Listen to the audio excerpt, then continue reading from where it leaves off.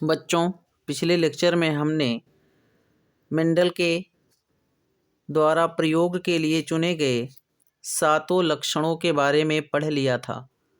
अब हम लोग पढ़ेंगे मेंडल के प्रयोग। मेंडल ने आनुवांशिकी के नियम बनाने हेतु आनुवांशिकी के कुल 2 प्रयोग किए। इनमें पहला है मोनो हाइब्रिड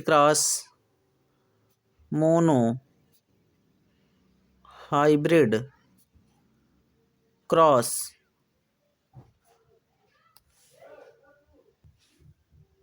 एक संकर संकरण प्रयोग।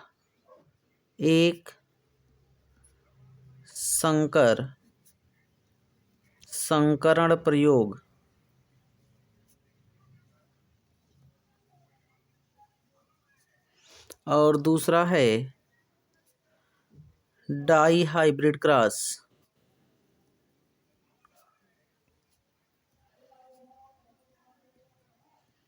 द्विसंकर संकरण प्रयोग।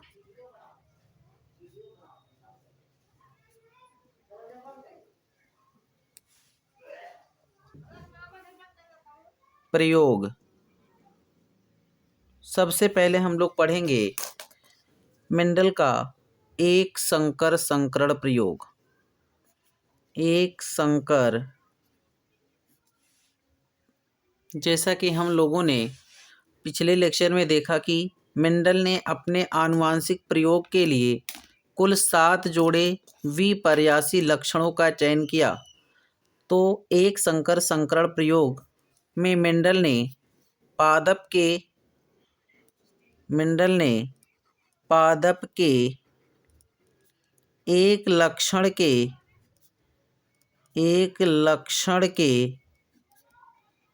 2 विपर्यासी गुणों के मध्य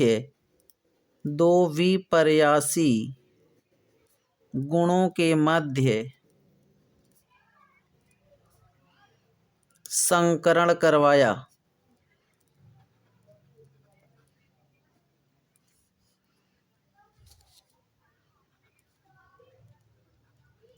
मेंडल ने पादप के एक लक्षण के 2 विपर्यासी गुणों के मध्य संकरण करवाया।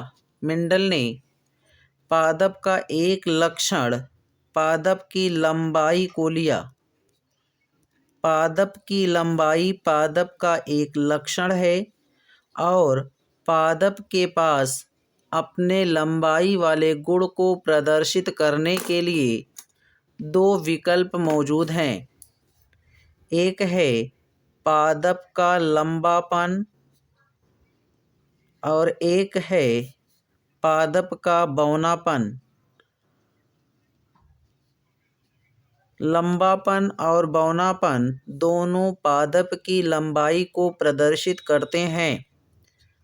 लंबापन और बौनापन दोनों आपस में एक दूसरे के विपर्यासी गुण हैं। मेंडल ने इन्हीं दोनों विपर्यासी गुणों के मध्य संकरण करवाया। इन्होंने लंबेपन को प्रभावी मानकर तथा बौनेपन को अप्रभावी मानकर संकरण करवाया। इन्होंने लंबेपन के जीन को प्रदर्शित करने के लिए कैपिटल टी का प्रयोग किया।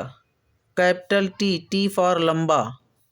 और इन्होंने बौनेपन को प्रदर्शित करने के लिए उसी का अपोजिट लेटर स्मॉल टी का प्रयोग किया। मेंडल ने कैपिटल टी को प्रभावी तथा स्मॉल टी को अप्रभावी मानकर एक दूसरे के मध्य संकरण करवाया। मेंडल ने प्रभावी लक्षण को प्रदर्शित करने के लिए कैपिटल टी अर्थात कैपिटल अल्फ़ाबेट का प्रयोग किया तथा अप्रभावी को प्रदर्शित करने के लिए उसी के विपरीत अपोजिट लेटर का प्रयोग किया था। इन्होंने लंबेपन को प्रभावी तथा बौनेपन को अप्रभावी माना। इन्होंने प्रभावी और अप्रभावी गुणों के मध्य संकरण करवाया। इन्होंने कैपिटल टी से प्रभावी अर्थात लंबेपन को, स्मॉल टी से अप्रभावी अर्थात बौनेपन को प्रदर्शित किया। इन्होंने इन्हें जनक पीढ़ी का नाम दिया।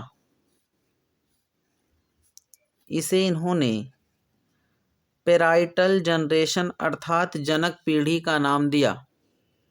इसमें इन्होंने एक को मेल और एक को फीमेल मान लिया।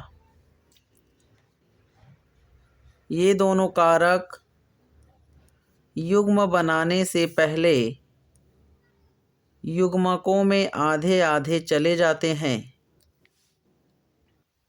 मेंडल ने बताया था कि कारक सदैव जोड़े में पाए जाते हैं, इसलिए कैपिटल टी और स्मॉल टी एक साथ प्रदर्शित किया गया है। अब कैपिटल टी अलग हो जाएगा और कैपिटल टी अलग हो जाएगा, अर्थात कोई भी कारक युग्म बनाने से पहले युग्मकों में आधे आधे चले जाएंगे। इसे मेंडल ने गैमीट कहा। गैमीट अर्थात युग्मक कहा।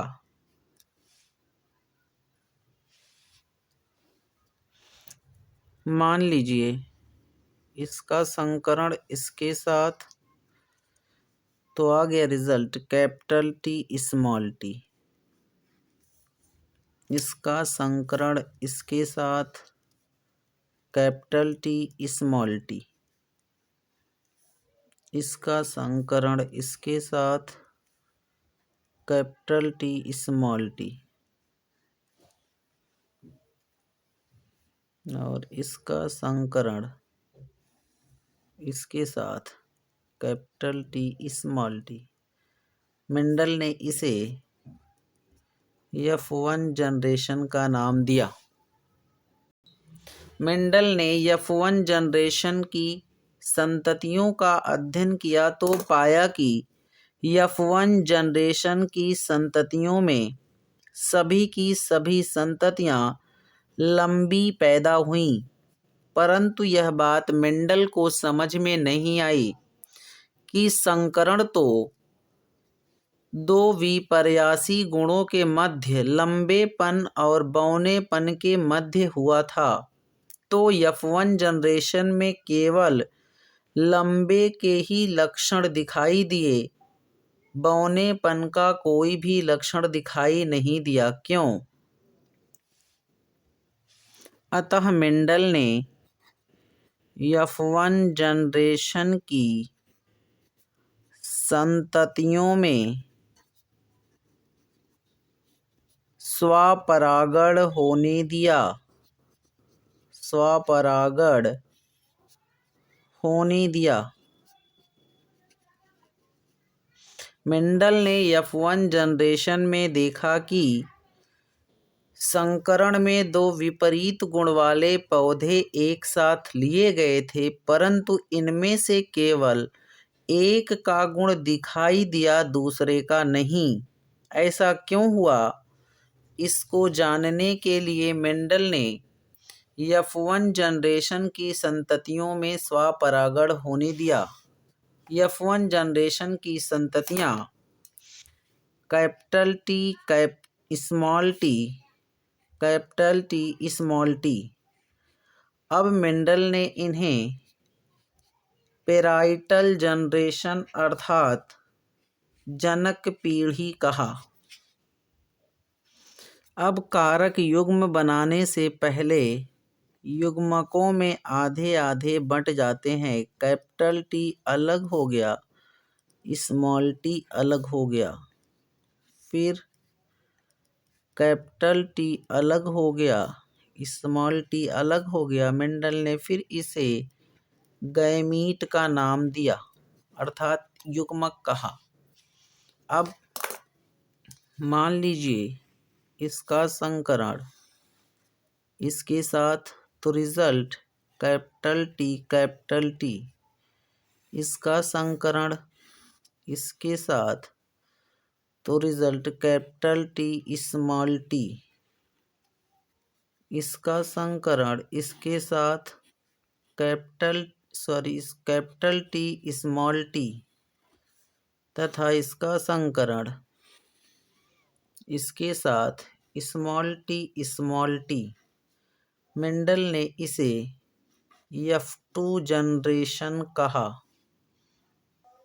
अतः F2 जनरेशन की संततियों के अध्ययन के उपरांत मेंडल ने बताया कि जो लक्षण F1 जनरेशन में दिखाई नहीं दिए थे वो स्वतंत्र रूप से F2 जनरेशन में दिखाई देते हैं।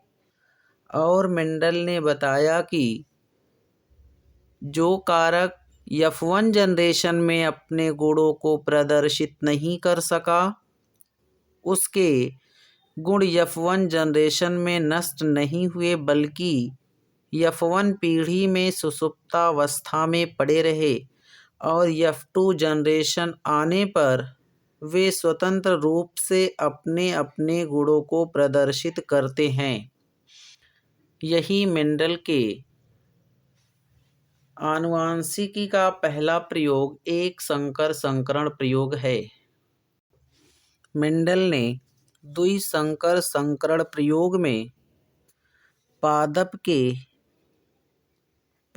के एक जोड़े लक्षण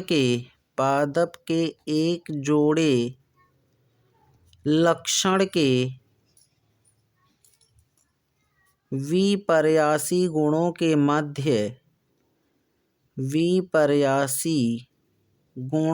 मध्य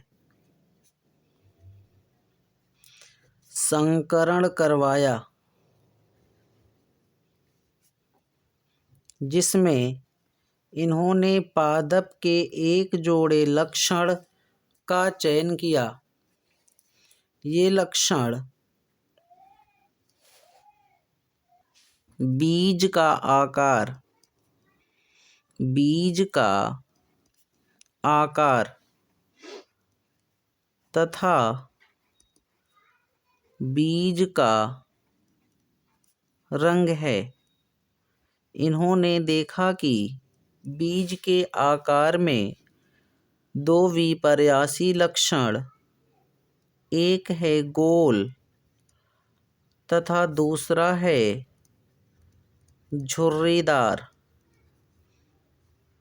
तथा बीज का रंग पीला और हरा। इन्होंने गोल को प्रदर्शित करने के लिए राउंड से कैपिटल R का चयन किया। इन्होंने बताया कि कारक सदैव जोड़े में पाए जाते हैं।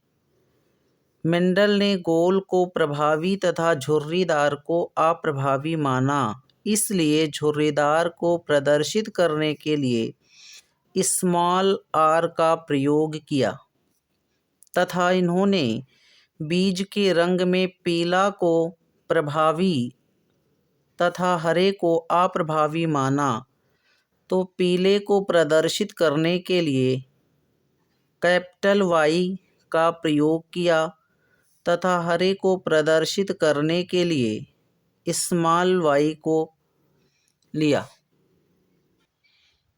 मेंडल ने गोल को प्रभावी तथा झुर्रीदार को अप्रभावी तथा पीले को प्रभावी और हरे को अप्रभावी माना। इन्होंने प्रभावी लक्षण को एक साथ तथा अप्रभावी लक्षण को एक साथ रखकर संकरण करवाया। मेंडल ने प्रभावी लक्षण को एक साथ तथा अप्रभावी लक्षण को एक साथ रखकर संकरण करवाया और इन दोनों के संकरण से मेंडल को F1 जनरेशन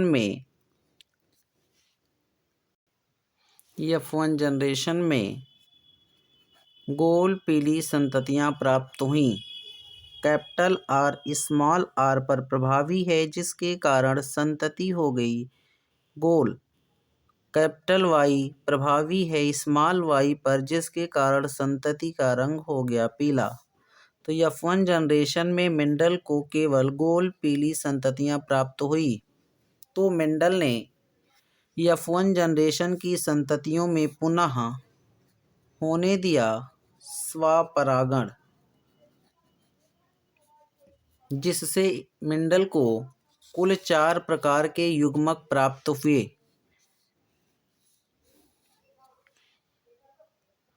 F1 संततियों के द्वारा मेंडल को कुल 4 प्रकार के युग्मक प्राप्त हुए। Capital R small R capital Y और small R small Y. Mendel के द्विसंकर संकरण प्रयोग को समझने के लिए पुनेट स्क्वायर का प्रयोग किया जाता है।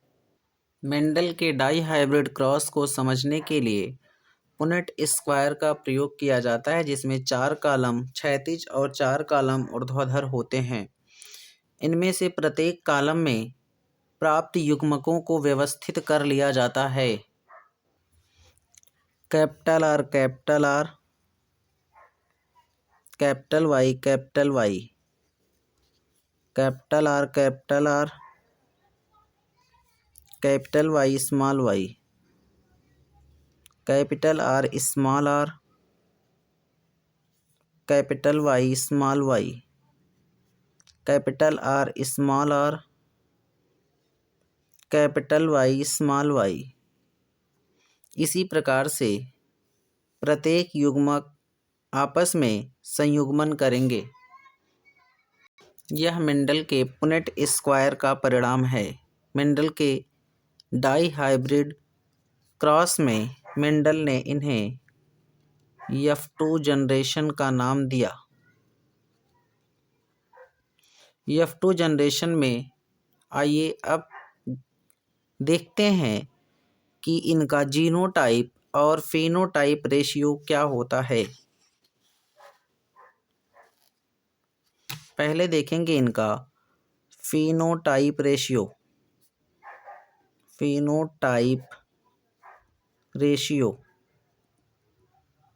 अर्थात लक्षण प्रारूप का अनुपात।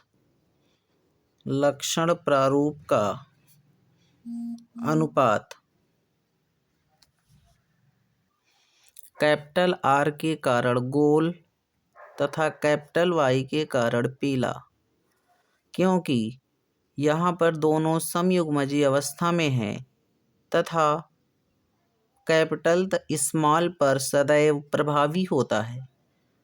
कैपिटल आर के कारण गोल, क्योंकि ये प्रभावी है। कैपिटल वाई के कारण पीला। कैपिटल आर के साथ स्मॉल आर आया हुआ है तो स्मॉल आर पर कैपिटल आर पूर्ण प्रभावी है, जिसके कारण केवल कैपिटल आर का गुण दिखाई देगा, स्मॉल आर का नहीं। कैपिटल आर के कारण गोल, कैपिटल वाई के कारण पीला। कैपिटल आर के कारण गोल, कैपिटल वाई के कारण पीला। कैपिटल आर के कारण गोल, कैपिटल वाई के कारण पीला। इस प्रकार हमने देखा कि गोल पीला की संख्या कितनी आगे गिनते हैं, 1 2 3 4 5 6 7 8 और 9। तो गोल पीला की संख्या आ गई 9। आगे देखते हैं कैपिटल आर के कारण गोल, स्मॉल वाई के कारण हरा। तो यहाँ पर काउंटिंग करेंगे गोल तथा हरे की। देखते हैं कैपिटल आर के कारण गोल, स्मॉल वाई के कारण हरा। कैपिटल आर के कारण गोल, स्मॉल वाई के कारण हरा, और गोल हरा की संख्या आ गई 3। आगे देखते हैं स्मॉल आर के कारण झुर्रीदार, कैपिटल वाई के कारण पीला। स्मॉल आर के कारण झुर्रीदार, कैपिटल वाई के कारण पीला। हमने देखा कि झुर्रीदार पीले की भी संख्या 3 आ गई। अब एक बचा हुआ है, उसकी गिनती करते हैं। स्मॉल आर के कारण झुर्रीदार तथा स्मॉल वाई के कारण हरा। तो हमने देखा झुर्रीदार हरा की संख्या कितनी आ गई? 1। तो इस प्रकार से हमारा फिनोटाइप रेशियो आ गया 9:3:3:1। अब देखते हैं फिनोटाइप रेशियो। फिनोटाइप रेशियो 9:3:3:1 आया। अब हम कैलकुलेट करेंगे इसके जीनोटाइप रेशियो को। जीनोटाइप रेशियो, जीन प्रारूप का अनुपात। पहले हम गिनेंगे capital R, capital R, capital Y प्रकार के कितने जीन युग्म मौजूद हैं। तो इस पूरे स्क्वायर में कैपिटल आर, कैपिटल वाई प्रकार का केवल एक जीन क्रम मौजूद है। अब देखेंगे capital R, capital Y, small Y प्रकार के कितने युग्म जीन मौजूद हैं। कैपिटल आर तथा कैपिटल वाई, स्मॉल वाई प्रकार के 2 जीन युग्म मौजूद हैं। इस प्रकार हमने देखा कि जीनोटाइप रेशियो 1:2, 2:2, 2:2, 4:2, 2:2, 1:2, 1:2:1 आया। ये हमारा जीनोटाइप रेशियो है, जिसमें कैपिटल वाई की संख्या 1, कैपिटल आर, कैपिटल वाई की संख्या 2, कैपिटल वाई, स्मॉल वाई की संख्या 2, capital R, capital Y, small Y की संख्या 4, कैपिटल आर, स्मॉल वाई की संख्या 2, कैपिटल आर, स्मॉल वाई की संख्या 1, स्मॉल आर, कैपिटल वाई की संख्या 1, small R, capital Y, small Y की संख्या 2 तथा स्मॉल आर और स्मॉल वाई की संख्या 1 है। इस प्रकार मेंडल ने बताया कि जब 2 विपर्यायी गुण के कारक एक साथ होते हैं तो इनमें से कोई भी कारक का जीन किसी दूसरे कारक के जीन को प्रभावित नहीं करता, अर्थात F2 जनरेशन में प्रत्येक लक्षण स्वतंत्र रूप से पृथक होकर अपने अपने गुणों को प्रदर्शित करते हैं। यही मेंडल का डाई हाइब्रिड क्रॉस है।